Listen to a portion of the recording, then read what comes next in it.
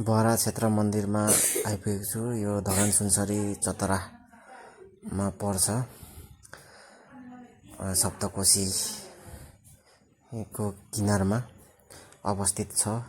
यहाँ अहिले म धूपबत्ती बाल्दैछु। आफ्नो मनको इच्छाहरू पुरा होस्, मनोकामना पुरा होस् भनेर यहाँको किंवदन्ती अनुसार यहाँनेर अब भगवानलाई धूपबत्ती बालेर सप्तकोशीमा चढाउँदाखेरि मनोकामनाहरू आफूले आँटेको कामहरू पुरा हुन्छ भन्ने किंवदन्ती छ। त्यही भएको कारणले म पनि यो धूपबत्ती बालेर प्रार्थना गर्दैछु।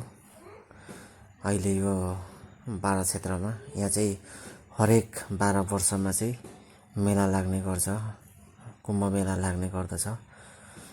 यहाँको एकदम धरतीकै पहिलो स्वर्ग, धरतीकै पहिलो तीर्थ भनेर चिनिन्छ यो बहरा क्षेत्र तीर्थस्थललाई। यहाँबाट तपाईहरू भोजपुरसम्म बोटबाट पनि जान सक्नुहुन्छ। बोट पनि यहाँनिर उपलब्ध छ है। त्यस भएको कारणले तपाईहरूले घुम्नै पर्ने ठाउँ, नेपालको धार्मिक स्थल धेरै चर्चामा त आएको छैन यो, तर पनि लुकेर बसेको एकदम यो भव्य धार्मिक स्थल हो।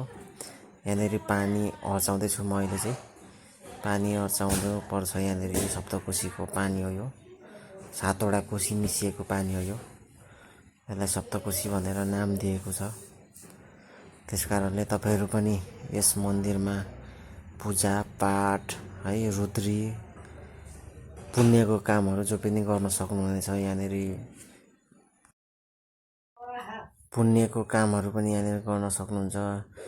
यहाँनिर अब त्यो मरेर गइसकेपछि पितृहरूलाई त्यो पता नै के बगाउने भन्छ नि, समथिङ एकचोटि आएन त्यो पनि बगाउने, पिण्डहरू चढाउने बगाउने है, त्योहरू यहाँनिर तपाईँहरूले गर्न सक्नुहुन्छ।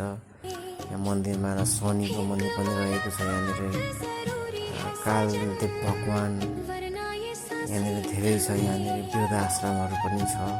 तपाईँले यहाँनिर वृद्ध आश्रममा डोनेट पनि गर्न सक्नुहुन्छ।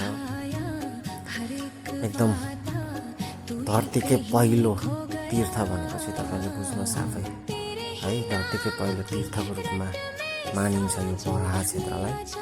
कतिपय मान्छेहरूलाई थाहा छैन यो ठाउँमा, कतिपयलाई थाहा नहुन सक्छ यो ठाउँको बारेमा, यो लोकेसनको बारेमा। यो चाहिँ धरानबाट करिब तपाईँको 15 किलोमिटर उता चाहिँ सप्तकोशी पुल चतरा जोड्ने, उदयपुर गाईघाट जोड्ने है। चतरा पुलको अपोजिट चतरा पुलबाट तपाईँहरू 2 किलोमिटर भित्र जानुभयो भने चाहिँ यो मन्दिर पुग्नुहुन्छ। त्यहाँनिर खानु बस्नुको पनि राम्रो व्यवस्था छ। सबै कुराको व्यवस्था छ।